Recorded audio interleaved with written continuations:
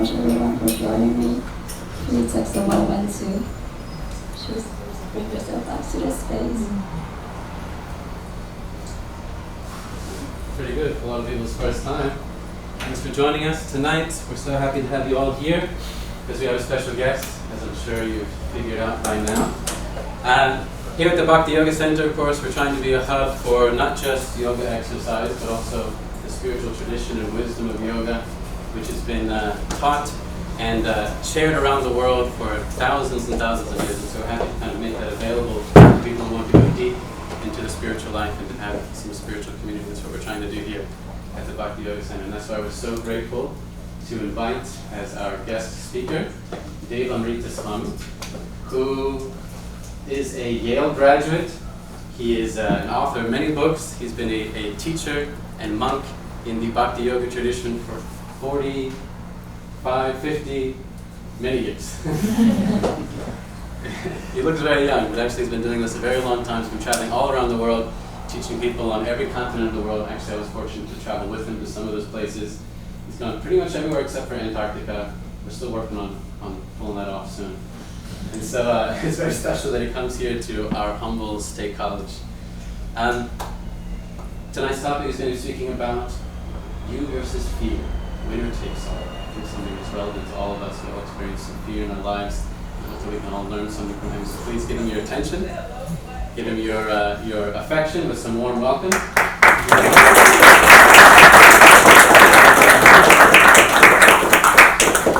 I should tell everybody that Devamrita Swami, he loves really challenging and fun questions. So after speaking, you're welcome to ask him more about what he's discussed. Is that right?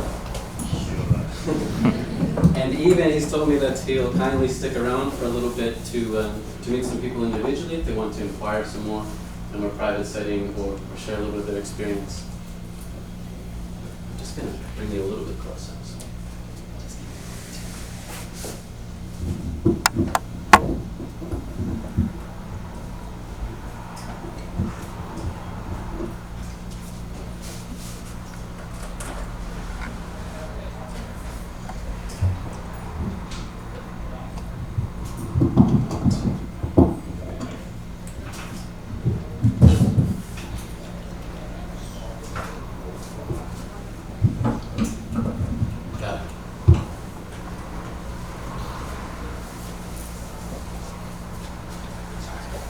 In talking about fear and us, we also have to talk about our attempts for pleasure, because the ancient yoga wisdom will teach you that fear and the attempt for material pleasure go together. Just like you have two sides of a coin, similarly, when there's the endeavor for trying to enjoy temporary things, fear is built in. So let me explain that.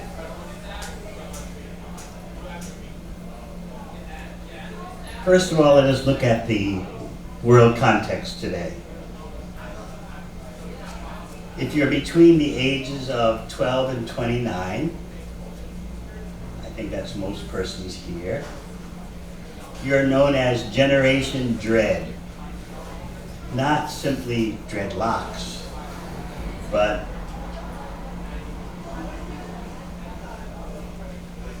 your generation, more than others, senses that humanity has gone off track and the future is very uncertain. I was just looking at one, actually not one, but the largest international survey done of youth between the ages of 12 and 29 in 10 nations, including the US, Canada, Australia, UK, India. So this survey conducted by Stanford University and University of Bath in the UK found that 73% of those between the ages of 12 and 29 feared the future. 52% were sure humanity is doomed. And 33% were thinking, what's the point in ever having children?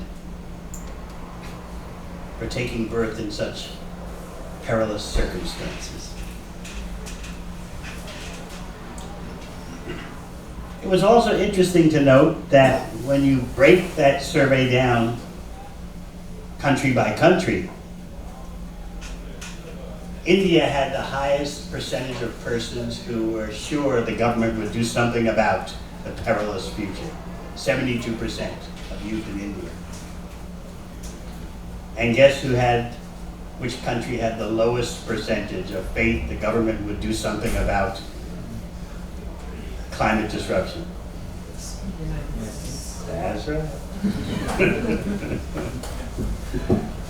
So, the question is how to handle yourself in these days and times.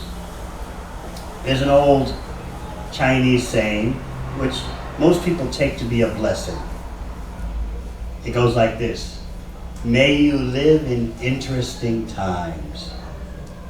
You would think, oh, that's nice, sure, yeah, I want to live in interesting times, have an interesting life. But actually, that old Chinese saying is a curse. May you live in interesting times means may you have a real tough going amidst chaotic, calamitous circumstances.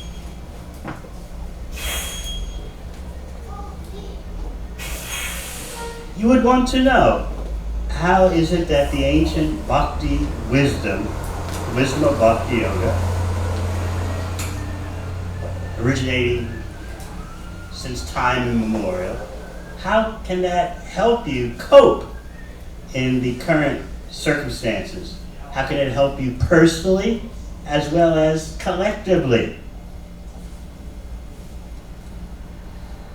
I'm reminded of one statement in the advanced Bhakti Yoga text, Srimad Bhagavatam, which is like a spiritual encyclopedia that takes all the themes of Bhagavad Gita, the prime Bhakti Yoga text, takes all those themes and expands upon them in encyclopedic fashion. So it explains that there are only two types of persons who can be truly happy in this world. Well, not exactly truly happy for both of them, but let us say can be known to be happy. One for sure, the other, But anyway, let's talk about those two classes of persons who seem to be happy or are actually happy. Let's see which class we're in. The first class, the first grouping, are the completely enlightened, self-realized beings who are firmly aware they are different from the body and mind. They're different from physiology and psychology. They're beyond matter. They know this theoretically, and they know this through experience. So yes, that first grouping, the completely enlightened, self-realized being. All right, how many here are in that group? Raise your hands. Okay, let's try the other grouping. Let me say in advance, hope you're not in the other grouping.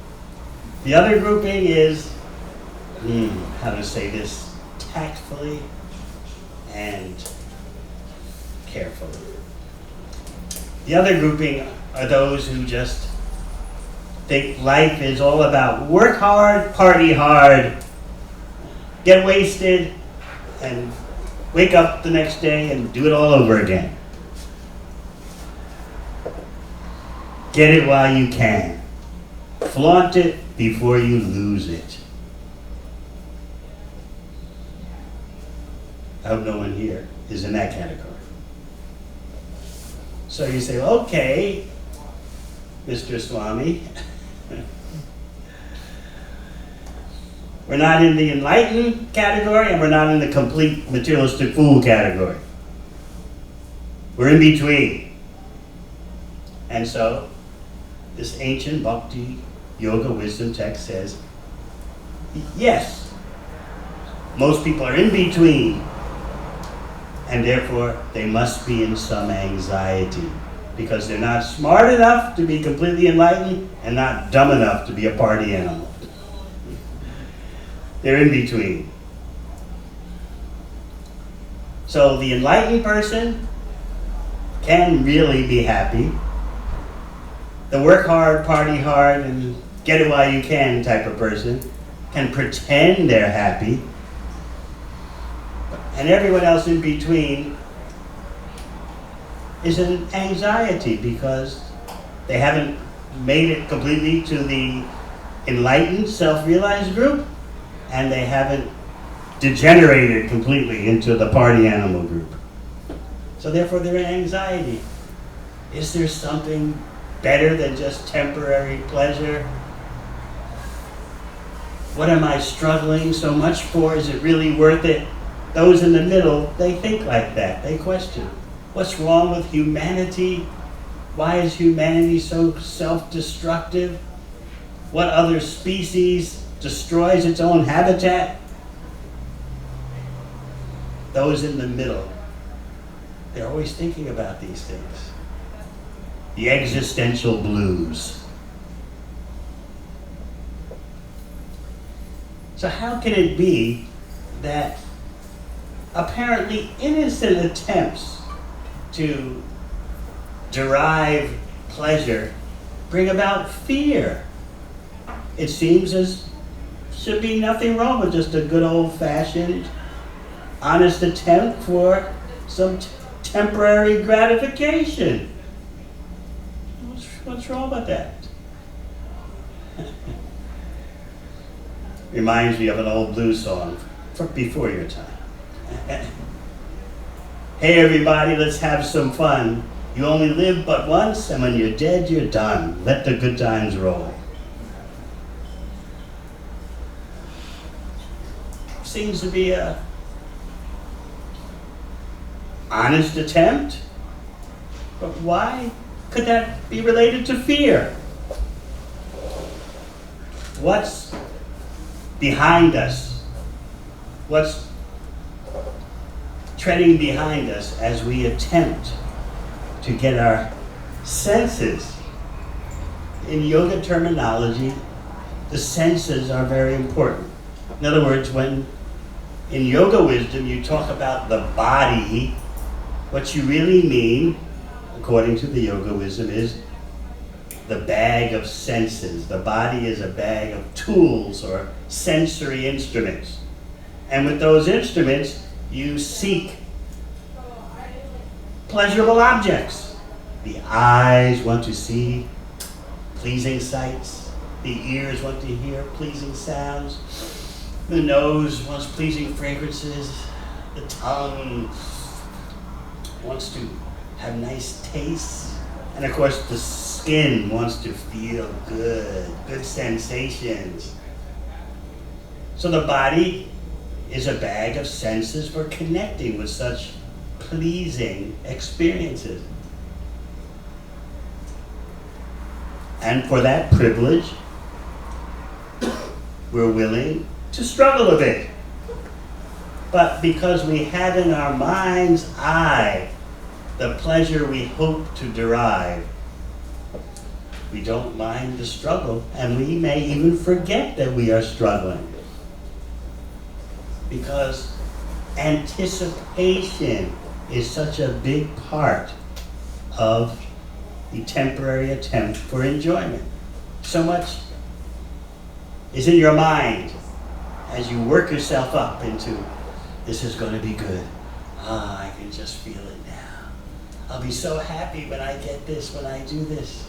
It's all in the mind. So there's this anticipatory build-up in your mind. And then afterwards, you don't want to admit disappointment. Because most people will think you're a bit strange if you express any kind of dissatisfaction with the pursuit of material gratification. Come on, what's wrong with you? Come on, try again. It'll be better this time. Everyone is happy doing this. You get caught up in the groundswell. You get caught up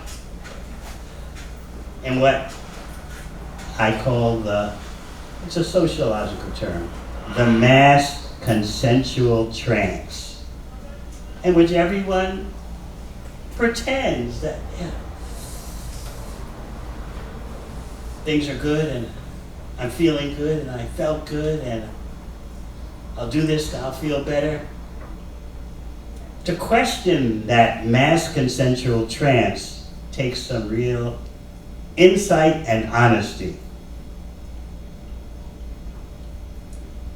So how is it that fear is marching behind all our seemingly ordinary attempts just to have a good time? The fear is brought about by time.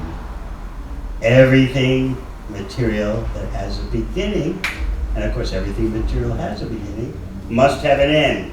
So you're really battling time. And behind your enjoying spirit, your enjoying endeavor, is the fear of everything coming to an end. So please try to see this. Whatever I'm going to do has to happen soon, or not after a long time, because I'm getting older. And even not considering that the body is deteriorating ever since you were born, without even considering that, the experiences of the body and mind deteriorate. Have you noticed that?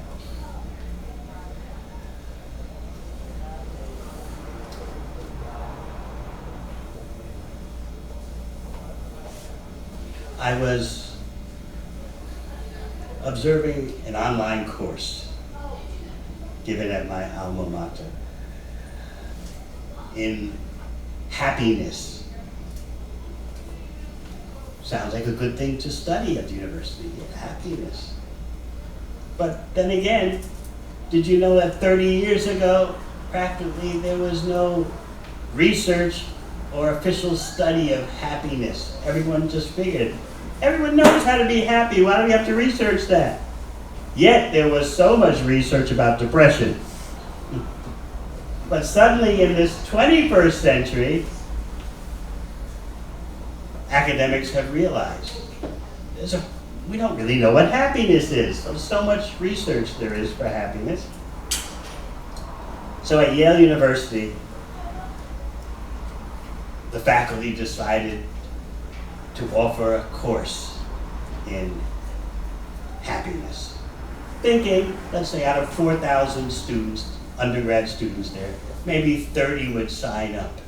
So they assigned a room this size or less for 30 students to study happiness.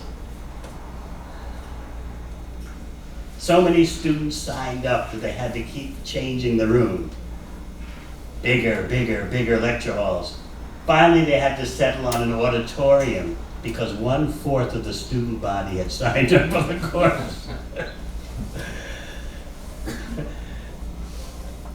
How to be happy was so baffling a subject matter. So I tuned in to the course online. I wanted to see how is what they're laying down, how does it correspond with the ancient Bhakti Yoga wisdom? And I saw fear. Indirectly. How is it that I saw fear in a course on happiness that 1,200 students had signed up for? I'm sure you can catch this. The main technique that they were teaching is called savoring. That there's such a thing as the hedonic curve. You can picture a graph paper with a curve, starts high and then starts to plummet. So the hedonic curve means that sooner or later what starts out as a fresh experience will become stale. The fancy psychological term is hedonic adaptation. Hedonic as in hedonism. Whatever thrill that you experience, whatever pleasant sensation, it's going to become routine after a while.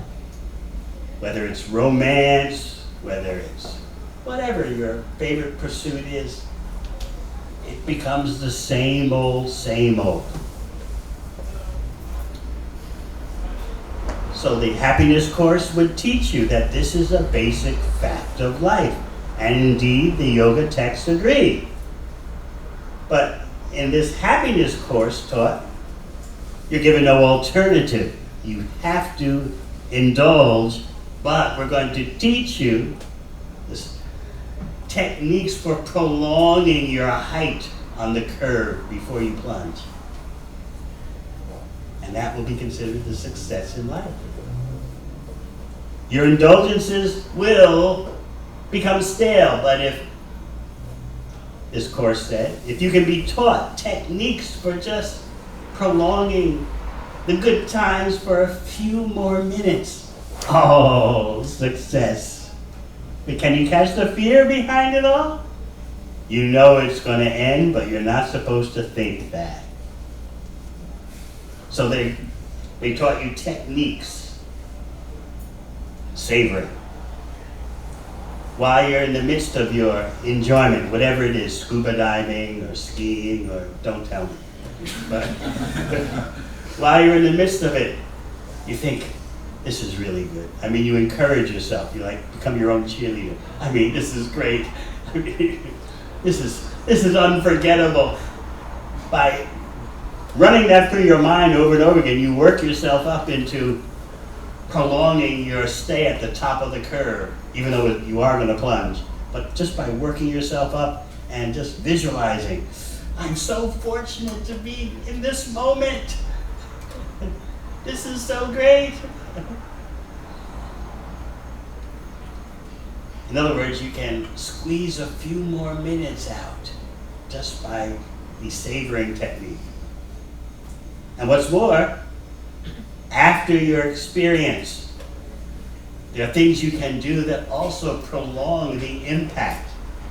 Like you throw a stone into a lake and the concentric circles expand throughout the lake. You don't know where they actually are going to end. So similarly, although you know your impact from your enjoyment will end, you can prolong the memory. And that's something, the memory of those magic moments. So how do you do that? Here's what you're taught. I'm just sharing with you what I learned. And I have to say in advance, I thought, if this is all there is, if I was a human being and thought, this is all there is, savor moments that can be extended by 1 or 2 minutes and then try to remember the impact of those magic moments. If that's all there is to life, I'd be quite depressed. But anyway, we won't go there right now. So after your successful, scuba dive. After your successful skydive, you should do something, you should do a physical act of, you should express the joy physically. that was great. That was... Jump up and down. Yes. And by your jumping up and down and physically pounding your chest, it creates a much more memorable impact. The emotions will stay with you longer. Not only that, but everyone's got a smartphone. Take a photo of the magic moment. But you're warned, don't get so caught up in taking photos that you butcher the magic moment. Just wait. Wait till the magic moment is finished and then pull out your camera and take a photo for all posterity to preserve the memory because the moment has passed. But if you can preserve the memory, you're striking a blow against fear. Of course you aren't. The whole batch of savoring techniques is actually indirectly based on fear. My body is temporary, my mind is temporary, the experience is temporary, the happiness is temporary, but so what? Let me rebel. Let me ignore the temporariness, even though my rebellion is based on fear. Another thing you should do to savor, to preserve the memory, because remember, the moment has passed, the magic moment is over. But just like before the magic moment began, you anticipated in your mind. And that was something. Oh, the weekend is coming. Oh, it's going to be so good. Relief, there'll be relief. There'll be fulfillment. That's before. But then you want something after the magic moment, even though the moment has disappeared. You can still squeeze something out of the memory. So yes, we talked about jumping for joy, physical expression, we talked about taking a photo, and of course, tell someone about it. Call up a friend and make the friend envious. That's what the social media is for. Did you see what I did yesterday? Oh, it was fantastic. I wish you were there. But you weren't, sucker. Right?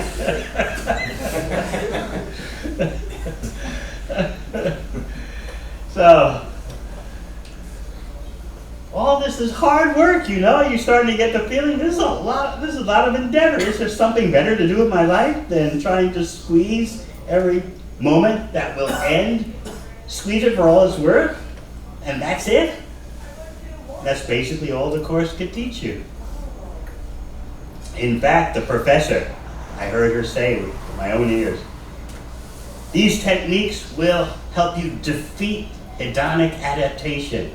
There's no defeat. There's no victory. There's just an attempt to prolong your so-called pleasure for a few minutes more. That's all. That's all that can be offered. So remember, hedonic adaptation means everything that starts out feeling fresh is going to deteriorate because of the effect of time. Adaptation, you adapt to it, you become accustomed to it. In my travels around the world, which I've been doing for 47 years, as Yashaleva has explained, up and down every continent except Antarctica. So I often ask, especially students, I was a student, you're students, so I like to share in the student environment. So I say, you know how there are statistics for everything these days. Just like I gave you the statistics about Generation Dread. How Gen Zers are so upset about climate disruption and the world they're inheriting. And how the elders don't seem to be so disturbed about it. The polls show that the elders are convinced that human beings will come up with something. They're very ingenious. They'll figure out some way to stop all the environmental havoc. But the Gen Zers aren't so convinced at all. They're thinking the opposite. You older ones botched up everything, screwed up the world, and are leaving it to us.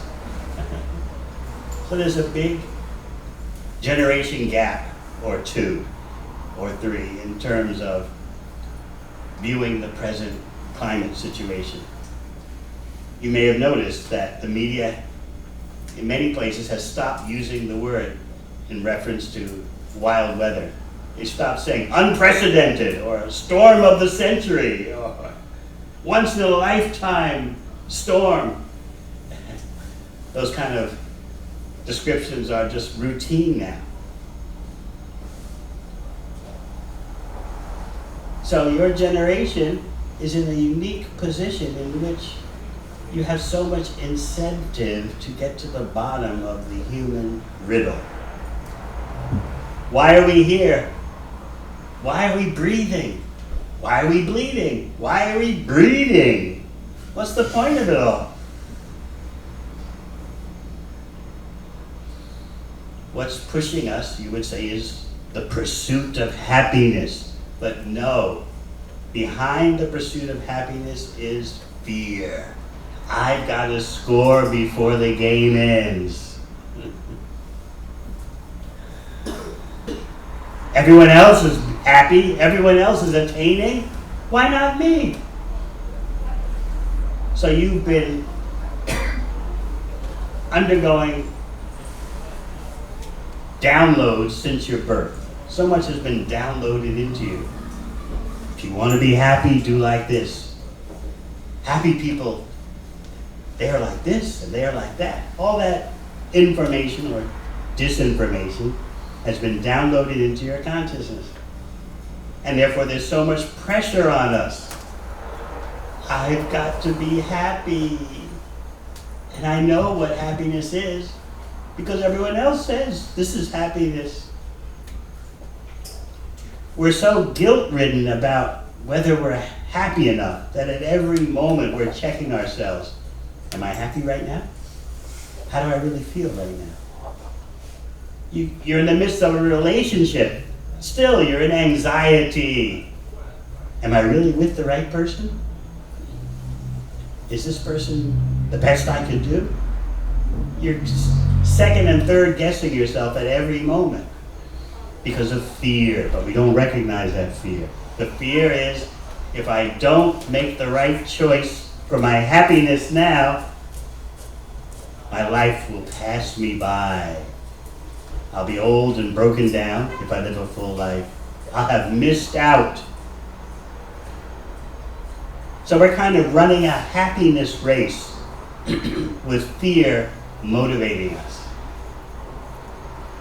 When you run a race, let's say if you don't win, you want at least second or third place.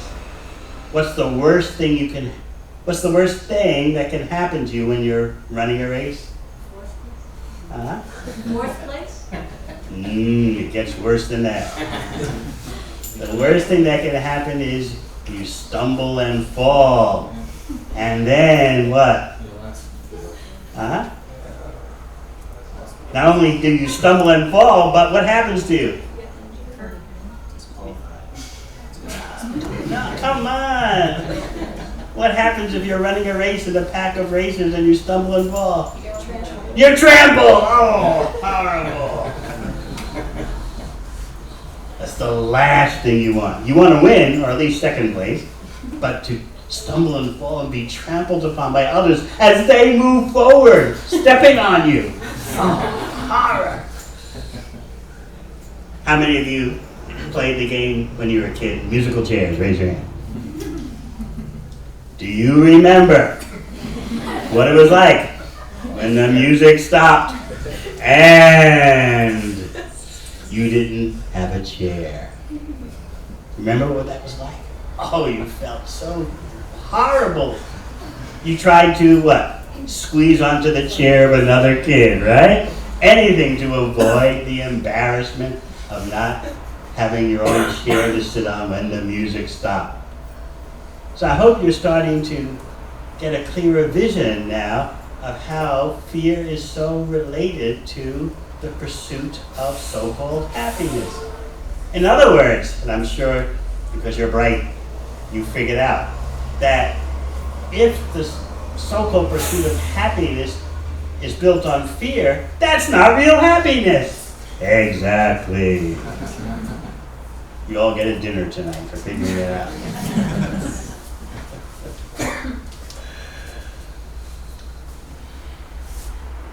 The fear is that the party will be over and you can't start an after party. So is there a better way to live life? That is the gift of the Bhakti Yoga wisdom, which begins with teaching you you're more than physiology and psychology, you're more than the body and mind, but that's just the ABCs. Because what do you do when you stop your fear-derived attempts for so-called enjoyment? What do you do then? Let's say all your life you were banging your head against the wall, thinking that that's pleasure. And then somehow I convince you that, banging your head against the wall is not really doing you any good. You may, in illusion, imagine that the throbbing feeling in your head you get when you bang your head against the wall repeatedly is gratificatory. But I've got news for you. No, you're actually hurting yourself. So I convince you to stop banging your head against the wall. That would be a great improvement, wouldn't it? I've done you a great favor. But then what will happen? You stop banging your head against the wall. Once the throbbing pain dies down, you feel relief. And then the question will come to you, what do I do with my head? If I can't give you an answer what to positively do with your head, you're going to go right back to banging your head against the wall again. Why? Because you've got to do something with your head. So this is fundamental, basic Bhakti Yoga wisdom. You can't stop acting, doing something, working. Working in the yoga sense means using your senses to pursue sense objects. It doesn't mean just having a salaried job. Work in Bhagavad Gita, the prime Bhakti Yoga text, means using your senses, which include the mind, to grab things, to grasp things. You can just feel your nose grasping fragrances, your skin grasping touch sensations, your tongue grasping flavors. That's work in the yoga sense. And you can't stop. Why?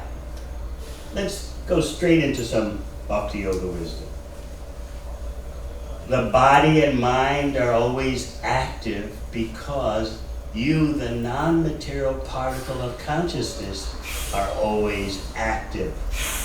So the active nature of the body and mind is there because of activation coming from the real you, the non-material self.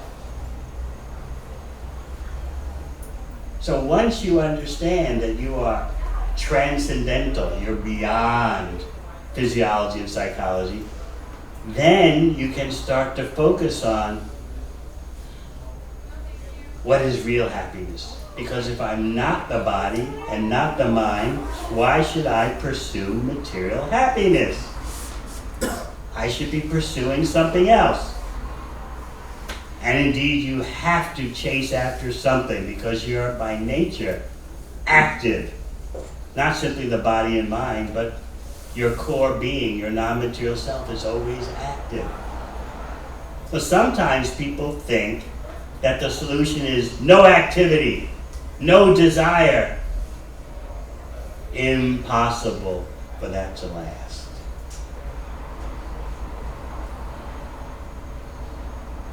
So this is what Bhagavad Gita explains. There you find Krishna teaches no one can stop acting, working, doing things, even for a moment. I don't know if you ever tried for a weekend to just not do anything. Impossible. Maybe you tried for a weekend to have no desires. Activity is based on desire. It's another thing that the Bhakti Yoga wisdom will teach you. So sometimes I meet persons who indeed say yes. One Friday night they decided, I'm just going to stop all desire. That'll be it for the whole weekend.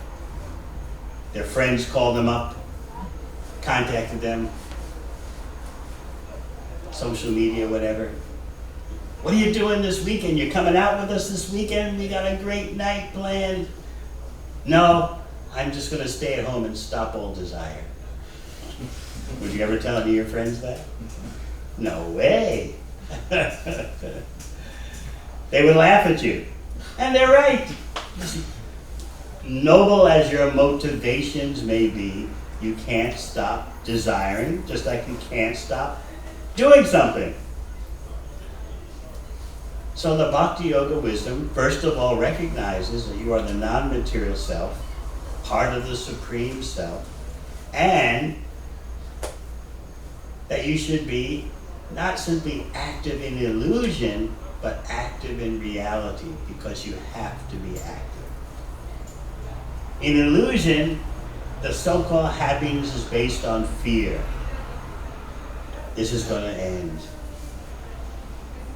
Sometimes we're so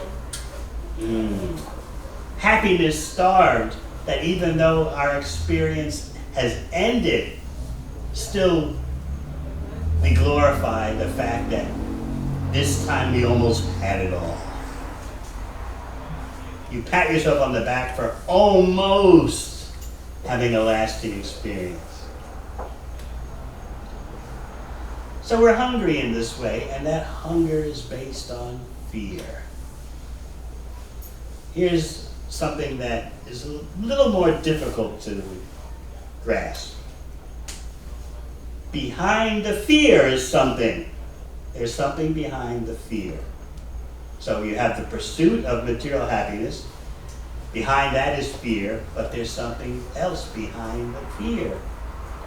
And that something else is we desire to be indestructible, and we desire experiences that have no end. That can't happen on the material plane, the yogis know. The genuine yogis know. Your body and mind are destructible. Your pursuit of material happiness simply brings about endings, finales.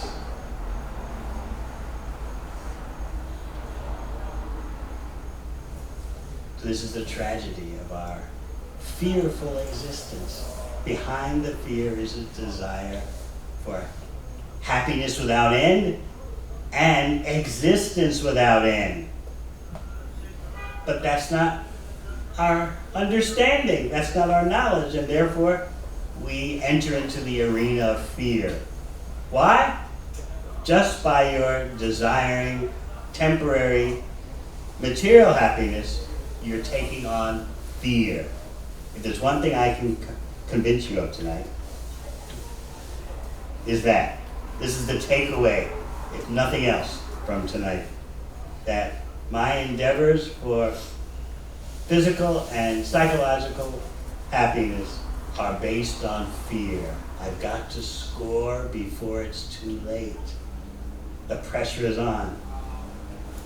Everyone else is scoring. What about me? I could be missing out. As we said earlier, I've got to flaunt it before I lose it. What if I become middle-aged, in my 50s, in my 60s, and I haven't tasted real satisfying pleasure? Oh, what a loss. So that's fear. But behind the fear, remember, is the desire for permanent pleasure and an existence that doesn't end.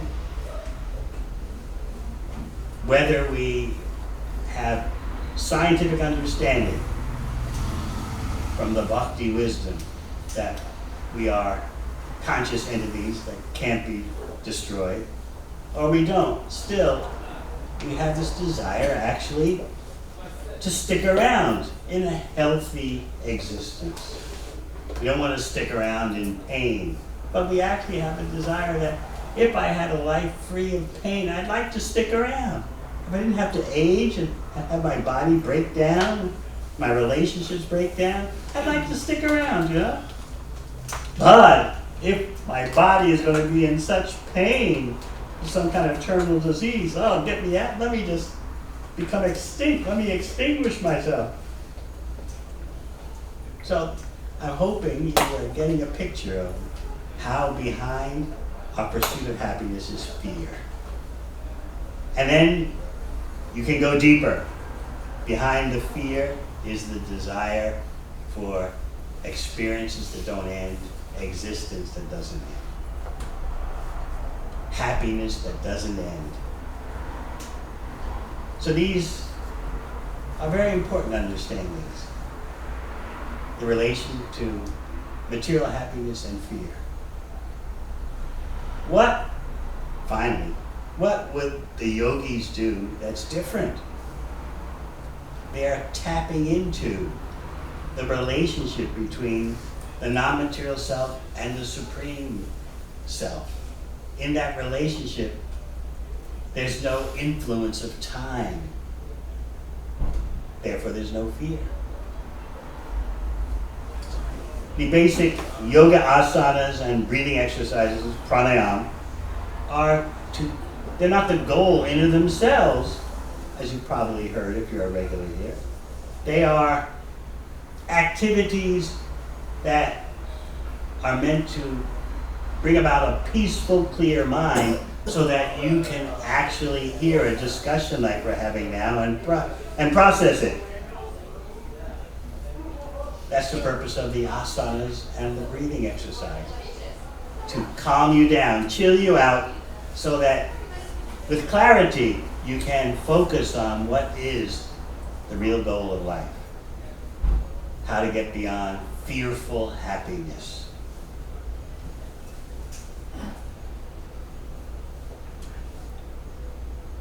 So yes, there is such a thing as pleasure without a beginning or end. But that takes knowledge and lifestyle.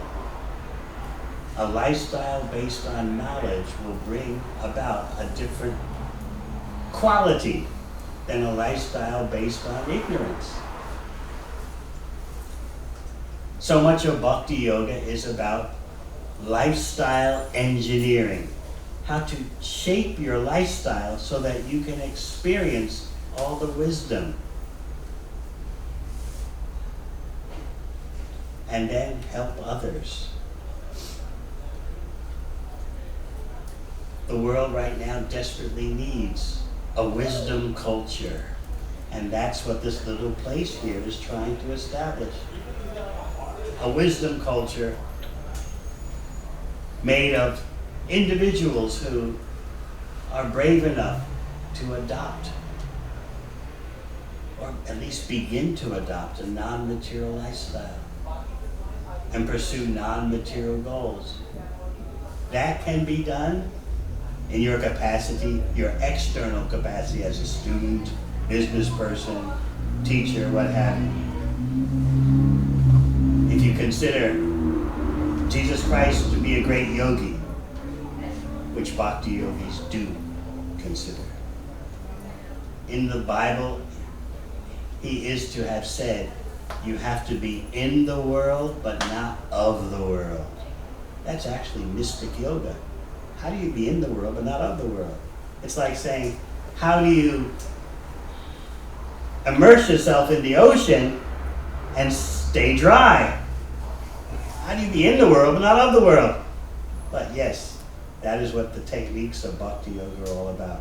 How to revive your dormant spiritual identity and your dormant relationship with the Supreme Soul, even while apparently going about your everyday affairs. So even the beginner in Bhakti Yoga can experience genuine happiness unaffected by fear. And that's just the beginning, because the ultimate goal of Bhakti Yoga wisdom is the love supreme. Everyone likes love. Oh, that reminds me. I didn't tell you the world average for the duration of romantic feelings.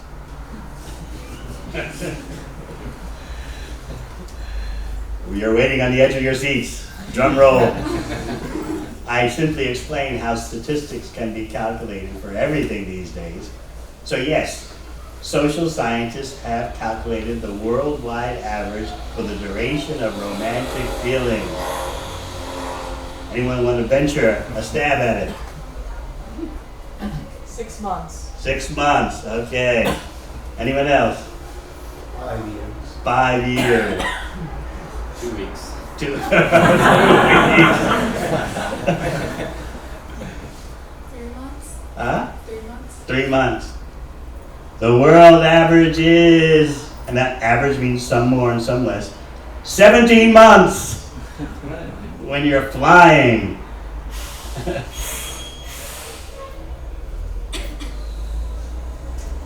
So then you might ask, well, those who follow the Bhakti Yoga wisdom, I mean, do they have relationships? Do they have partners? Of course, you can see in your host, Yasodeva, and his partner, and their children. Something must be going on.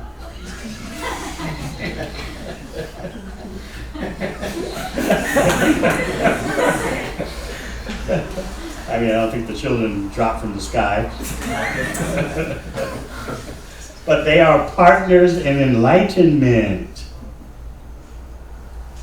Together, they are inspiring and encouraging each other how to go to higher levels.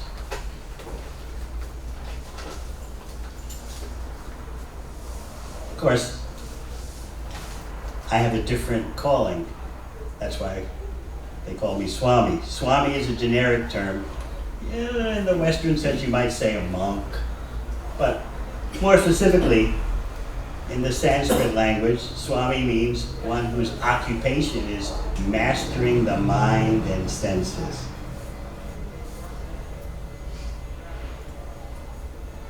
There are very few Swamis in the Bhakti Yoga tradition. Most are family persons. Most Bhakti Yogis are family persons.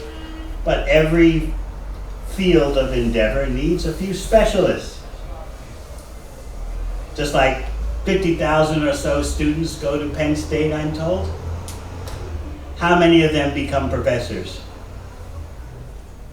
Very small amount. But you still need a few professors, right? Similarly, you do need a few Swamis. It's not for everyone. But you need some specialists in happiness without fear.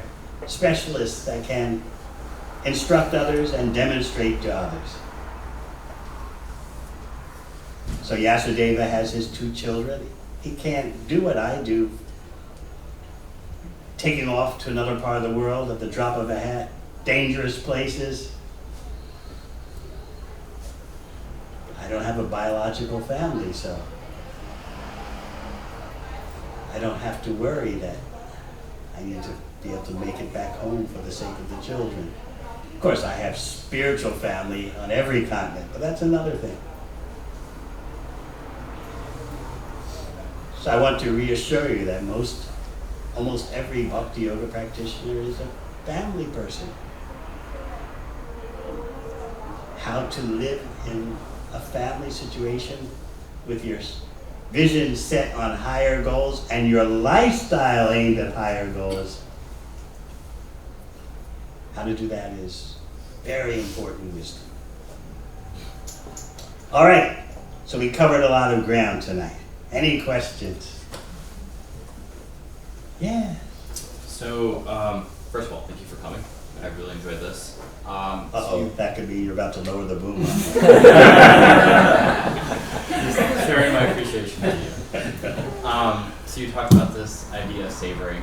And, Yes. I'm just giving you the straight from Laurie Santos at Yale University. Yeah, you deconstructed it a bit. No, I would never do that.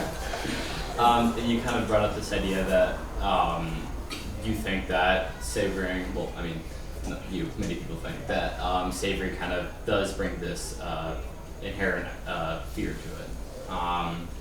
Could you kind of, I think that's something that I'm struggling with it, because I personally, I think savoring is one of the main ways that I do try to be happy, kind of savoring moments, looking around, trying to find the beauty in things.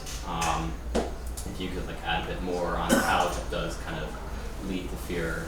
It's based on fear. Mm-hmm. It doesn't lead to fear. Okay. There's fear behind it that this is going to end, but I got to do something to stretch the ending out for as long as possible. Okay. The freshness will deteriorate, I know it. But I got to hold on for as long as I can. If I can just extend the magic moment, at least as a memory, if I can just extend it for a few more minutes, my life is successful. As I pointed out, all these savoring techniques are actually hard work. You're struggling, but you won't admit that to yourself because, well, no, I'm going to be happy, and I'm doing this to be happy. But you're actually engaged in a struggle. This is what the Bhakti Yoga wisdom will point out. With your senses and your mind, you're struggling. I got to preserve that magic. So you kind of work yourself up into an artificial state.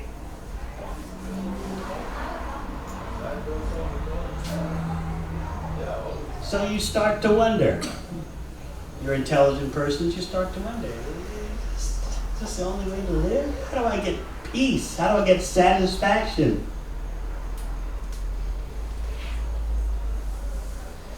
Resignation starts to set in. This is what I was thinking when I was 20, 21. Well, I guess this is the way it is. There's nothing better to do. I guess this is the only game in town. Don't blame me. I didn't make existence this way. That's the resignation complex. Don't blame me. Or you could say, come on, Swami, give us a break. We didn't make the world the way it is. We didn't screw up the world like the previous generations did. We're just trying to cope and lighten up on us.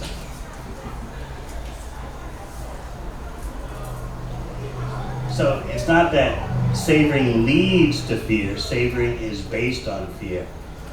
Everything is temporary. I've got to do something.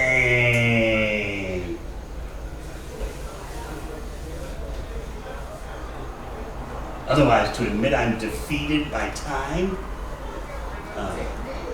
can't do it. Got to march forward. Good question, thank you. Yes? Before I asked for some clarification, happiness, her message is happiness as us unenlightened people know it is based off of fear, which is materialistic in nature, yes? Yes, and I'll go deeper with your question. Thanks for asking that. When you identify with the body and mind as the self, you must have anxiety and fear because the body and mind are limited and temporary. So the Bhakti Yoga wisdom, as you'll find in Bhagavad Gita, the prime Bhakti Yoga text, begins with teaching you that you are different from your temporary body and mind. And therefore, knowing that even theoretically cuts down on a lot of anxiety and fear. What to speak of knowing it through experience, through realization, by application in a non-material lifestyle. So to ask my question, what if you don't care about like materials and experiences? What if your only fear is regarding your safety or the safety of others? That's good to have fear for your safety and the well-being of others, but then you have to know what is real safety and what is real well-being. We can have a long discussion about that. Yogis would say that real safety is understanding you're different from the body and mind, that you're an indestructible particle of spiritual consciousness that exists in relationship with the Supreme Consciousness. That is called Krishna consciousness. So that's real safety.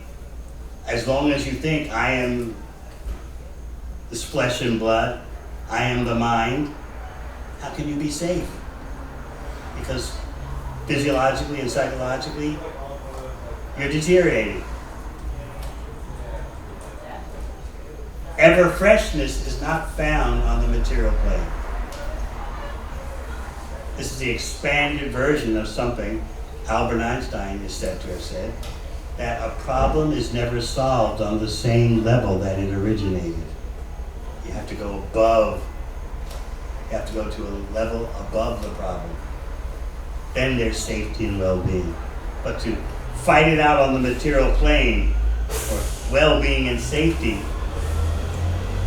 to some extent you have to take care of your machine. You have to take care of your body and mind. But that is not your ultimate goal. As best I can, I try to take care of this machine, but I know I'm not the machine, and I know the machine can't last for long. Still, consider it like a rental car. I take care of it, even though it's not mine. Okay? Thank you. She has one in the corner there. Hi. Yes. What is the difference in happiness between, say, for example, the happiness I get during the Maha Mantra versus, I don't know, if I'm skydiving out of a plane? Like, how is the happiness there, the experience different? Because they're both going to end, inevitably. The Maha Mantra doesn't have to end. Well, I mean, in the sense that, okay, I could finish the Maha Mantra and then I can go outside and someone... Go on vibrating the Maha Mantra while you're outside. If I'm interrupted. And then when your interruption is over, hopefully it'll be short, you can go on with the Maha Mantra meditation. But particularly, and I know what you're saying, particularly if you are a dedicated practitioner of Bhakti Yoga, you try to rise early in the morning and have a full private session of the Maha Mantra meditation. And that way you get a jump start on the day. You get a head start, more particularly on the day. And for those of you who are Bhakti Yoga practitioners here, I advise that there are two things you need in the morning. You need a sacred place and a sacred time for your mantra meditation. Have an uncluttered place where you live, a distraction-free place. The physical setting is very important. And have a sacred time, a special time where this is all I'm going to do. I'm leaving everything else aside. But those two things, a sacred place and a sacred time, you're in good shape. And gradually, if you stick to that every morning, you'll become the master of your mind and senses, and only then can there be peace.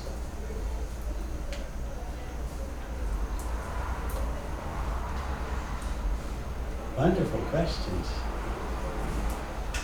I must have said something wrong, huh?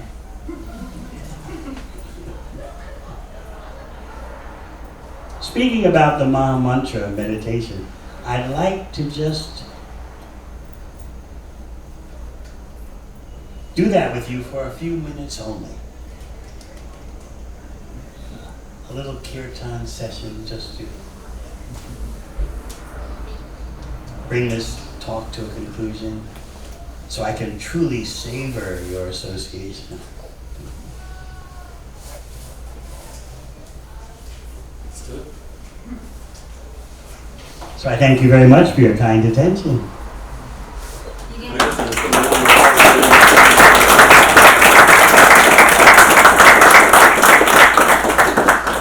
After Kirtan, we'll make a few announcements just about how things will go this semester, so please stay in your place. But for now, as we chant, you've been sitting for a while, so feel free to clap, feel free to stand, or even dance. We will not judge you. We highly appreciate your expression in the Kirtan, if you want. Hare Krishna, Krishna Krishna, Hare Hare, Hare Rama, Rama, Rama Rama, Hare Hare.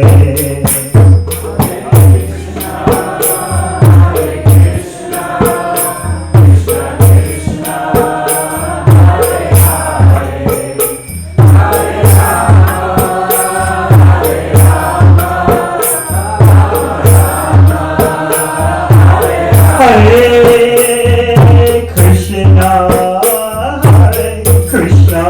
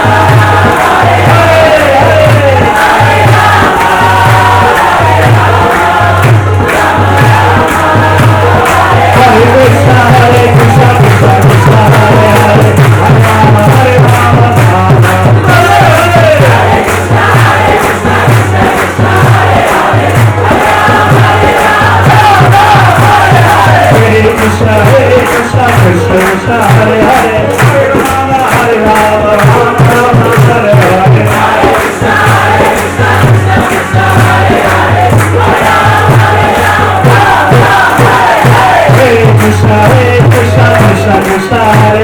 Hare Rama, Hare Rama, Rama Rama, Hare Hare.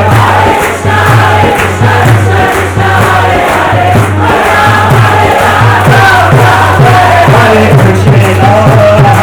Krishna, Krishna Krishna, Hare Hare, Hare Rama, Rama Rama, Hare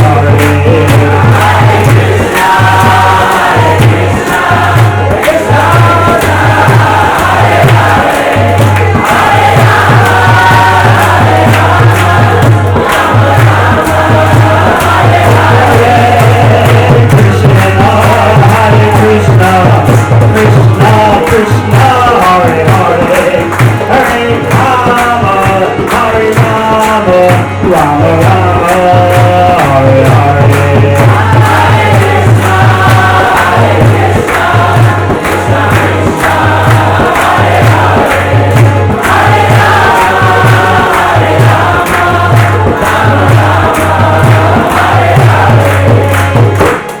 Thank you very much.